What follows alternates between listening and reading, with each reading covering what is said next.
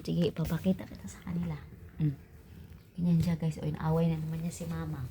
Kaya nasira yung buhok ni mama. Dahil ginaganyan mo. Hindi ka na naawa kay mama. Huwag mong pakialaman yan. Basta mga wire-wire mong pakialaman, ha?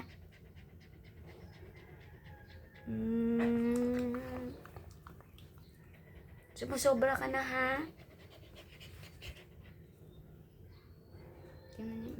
Huwag mong sabunutan. Aray ko, huwag mong sabunutan si mama na.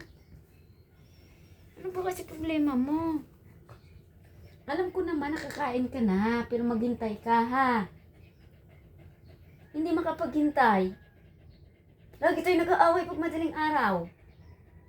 Kaya ang ingay-ingay mo, yung kapitbahay naririnig na tayo. Pwede bang maging himay-nahon, anak? Ha? Sinusunod ka naman ni mama. Bakit kailangan magagalit ka sa akin? Ha? Sinusunod ka naman ni mama lahat ng gusto mo. Kahit nga madaling araw sobrang aga. Nilalabas ka ni mama. Sumusobra na yung batang yan, ha? Sumusobra na. Ito si mama. Kasi lagi kang nangaano kay mama. Mawawalan ka ng mama. Sige ka. Sumusobra na yan. Alam ko naman na oras na ng kainan mo. Alam ko naman yon. Pero pwede ba? Dahan-dahan lang. Hindi mo kailangan sabunutan si mama. Ayoko na. Hinawa niya.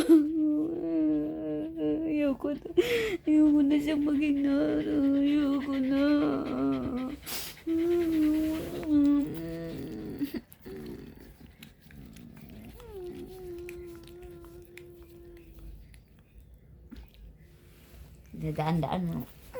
Nadaan mo si mama sa lambing, no?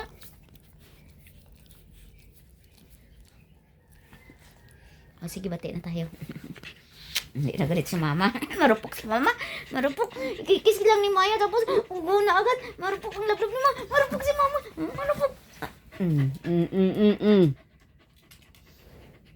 Akala niyan agad nakikipaglaro. O, tara na. Kain na ikaw. Alam ko naman yung oras ng kain mo, eh. Hindi mo kailangan saktan si mama. O, tara na. Spoiled, oh.